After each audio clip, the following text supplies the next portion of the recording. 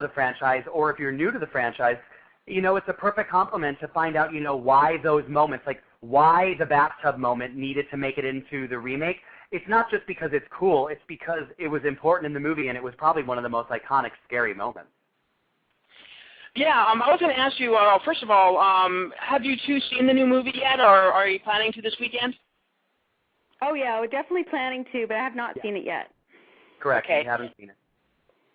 Okay, and then I have a question from a good friend of mine. Her name's the Action Flicks Chick, and I asked her if she had a question for me, and she had a very interesting question, and I think this is more posed towards the Heather. Her question is, why, despite the popularity of Buffy, Ripley, Xena, aren't there more kick-ass women's roles, do you think? You know what? I think it takes someone who's really dedicated to writing a woman's role, and well, one, there's not that many women in Hollywood, unfortunately, and two, in my conversations with Wes Craven, his daughter basically asked him one time, "Hey, Dad, why do the women always fall down and look so clumsy? Why can't the women be kick-ass?" And Wes Craven took that comment from his 6-year-old daughter and said, she's right. I'm not going to write a wimpy girl victim. I'm going to write a really kick-ass girl. And he had a real strong reason to do it. Unfortunately, I don't know why there's not more I see young girls who are pretty awesome, but it's kind of quaint now, isn't it? I don't know. I don't see that many heroes in any movie. You just see all these people in big suits running around like Iron Man, but you just don't see that many real life people doing that much bitchin' action anymore. It's kind of maybe an 80s, 90s thing. Now everybody is one, it's kind of funny and wry, and I don't know. I can't even explain it because I really miss heroes. I miss Ripley a lot. Well, I think the thing is really fast, just to Heather said something earlier today that, you don't see in movies anymore is, even Heather and Freddie, they were hand-to-hand fighting combat, and now it's a guy in a suit shooting lasers at somebody. It's just different. Well, yeah, and even going back to the series, the Nightmare on Elm Street series, we had, like I said, three of the strongest women in horror. Heather's, of course, as Nancy, and Patricia Arquette, and Lisa Wilcox, who had two very strong movies behind her. And those developing characters, they were kind of a little bit innocent at the beginning of what they were doing, and then at the end of it, they became so much stronger. Stronger out of that. I think the new movie, that's the one thing I'm going to really be interested in seeing is whether they can make the new Nancy as kick-ass as the old Nancy. Nothing about me or anything, but just as the character written that way, because I think when you really look at these movies, they reflect kind of the character of the day, and sometimes I feel like those women out there, they're few and far between right now. We need a couple more, Nancys out there as far as I'm concerned. Did you have an opportunity to talk at all with Rooney Mara about the role? I would assume that, she may have to give you a quick call to ask some couple pointers or something. No, actually, sometimes I'm like, oh my God, what if they just told her to watch my scene and just do what I did? And I'll be really depressed if that's what happens. I really hope she was able to have the opportunity to make that role her own rather. Because in the bathtub scene, it's okay, there's the shot they used. It was shot for shot what we did in the first one, and I'm like, wow, that as an actor, I'd be really mad if they made me do that. I'd be really mad if they couldn't, ask me to bring my game to the game, and so I'm kind of interested in seeing that too. Okay, we do have a couple callers on the line to ask a couple questions. Let's see if we can get them on the line here. 1 second here. 623, are you up? Hello? Hey. Hello? Hello, this is Thomas. How are you? I'm fine. I'm an artist and stuff, and I've been doing artwork and stuff, and my art was showing at Tilda Theater 666 and MonsterCom 666. MonsterCom 666, and also Tilda Theater where a lot of horror stars hang out and sure. stuff. Yeah. And some people from Nightmare on Elm Street was there in 2006, including Robert Englund and a few others and stuff, and that was amazing and stuff, and having them see my art and stuff, and I did like movie posters for a filmmaker who wanted me to do it there and stuff like that. So my question is to Heather, what kind of artwork she likes and what styles she likes and stuff like that.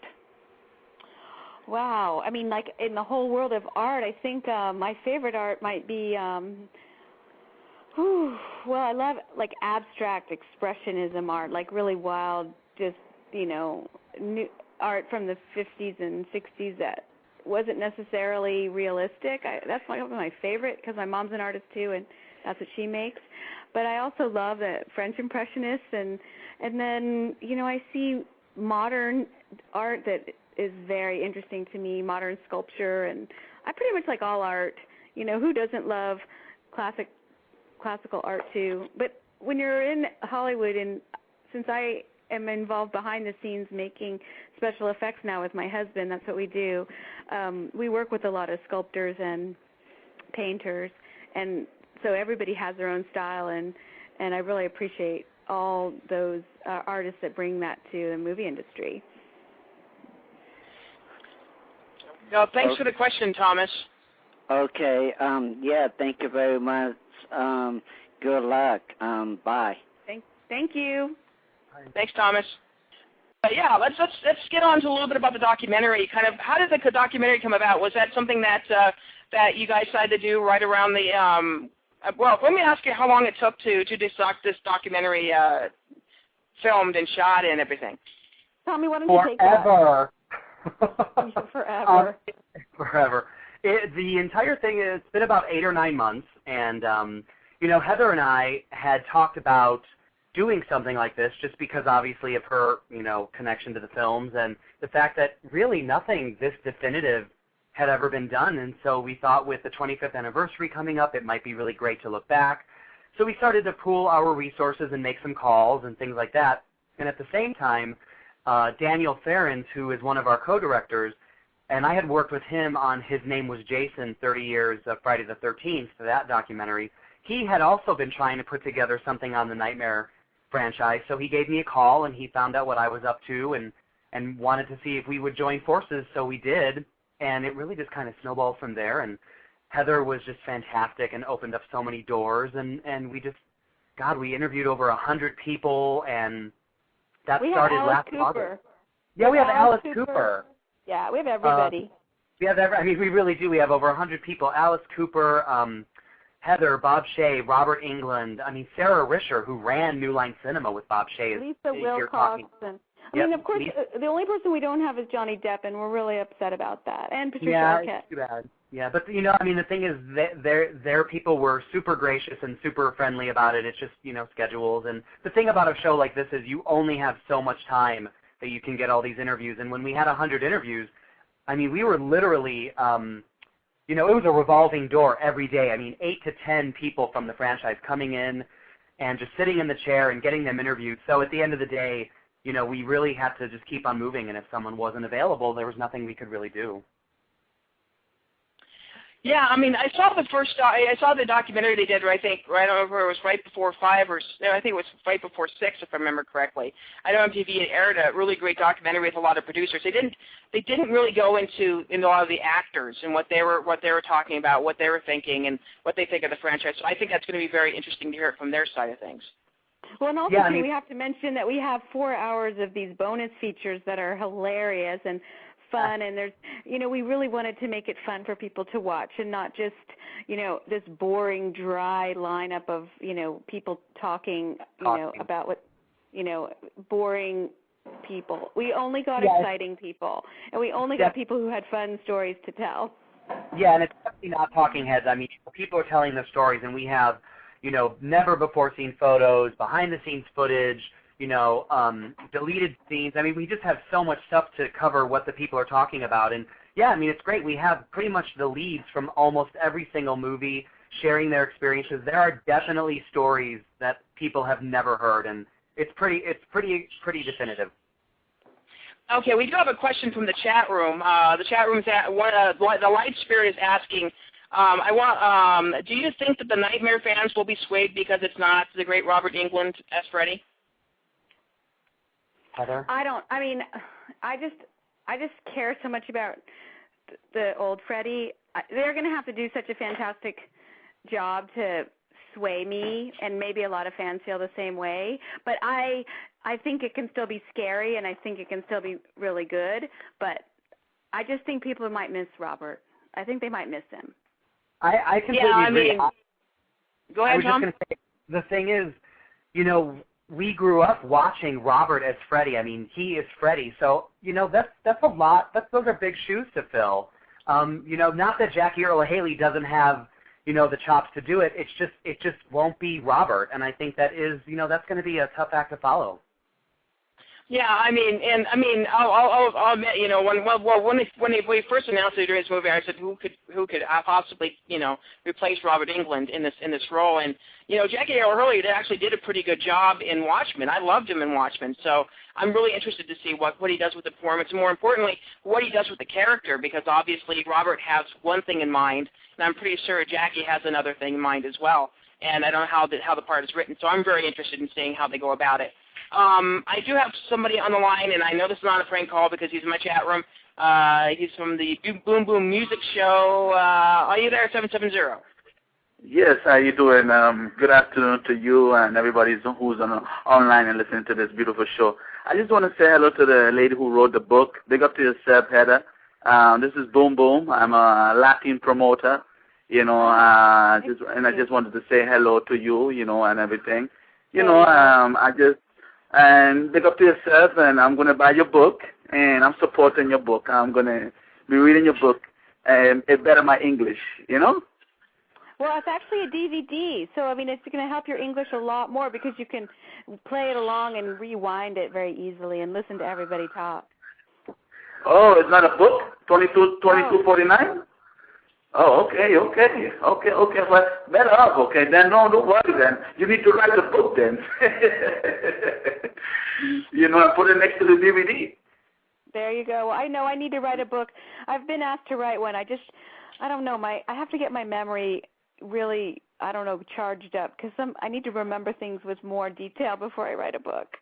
Oh, okay. But anyway, I just want to say thank you very much for having me in the show, and big up to yourself again one more time, Heather, for me speaking to you. Me as an artist, a Latin artist, saying hello to an American artist, and I want to welcome you to the Latin market too. Anytime you want to, you can go check me out, I go to the Grammys and everything, the Latin Grammys and everything, so you go Google me, Boom Boom Promotion, the original. Thank you very much. God bless you. And please, every clan caller, please tell the people they don't have nothing to do. Why they can't call two beautiful people over the line? Please, they can't call us. Go can't call somebody else. Anyway, thank you very much and goodbye. Yeah, thanks. That was great. You guys got fans in the Latin community.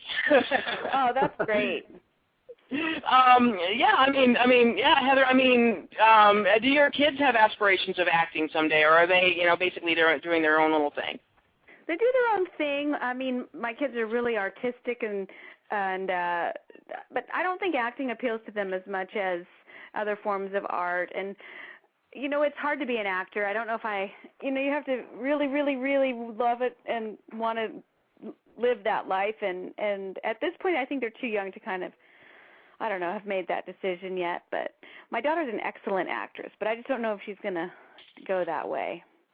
Well, the old series overall has launched a lot of careers. You mentioned Johnny Depp and Patricia Arquette, and quite a few people actually made it out of there and had a pretty good, decent career after they've done Nightmare on Elm Street things. So I think it's going to be very interesting to see what stars are made out of this new one. Yeah, no, and a lot of them already are stars. Those kids are well-known, much more well-known than we were when we started out. So I think this movie it's not going to do nothing but help them. It's always great to have, these days it's great to have that kind of movie on your resume. Back in the 80s, it just wasn't as popular a genre yet. So we kind of had to convince people how great it was back then. Now, you know, everyone's kind of looking forward to being a horror movie, and they want to be. So I think that shows how much, you know, times have changed. Well, the movies today are so slick, I think, that, you know, yeah,